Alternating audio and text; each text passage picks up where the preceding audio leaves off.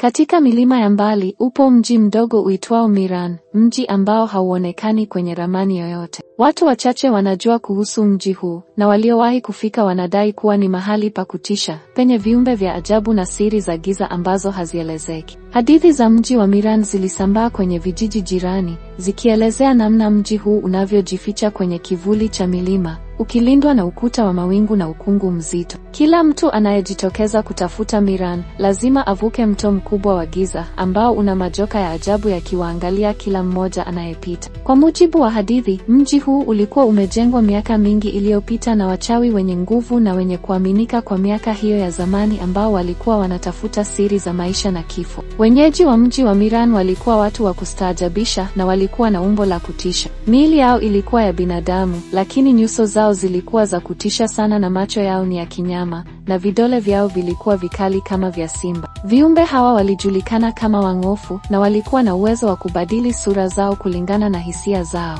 Hata hivyo, walikuwa na tabia ya kutovumilia wageni, na kila mmoja aliyejaribu kuingia mji huu alikuwa anapata majaribu makubwa kupelekea hata kupoteza maisha. Asante kwa kuwa nasi, usisahau kusubscribe channel yetu ili tuendelee kuwa pamoja. Asante.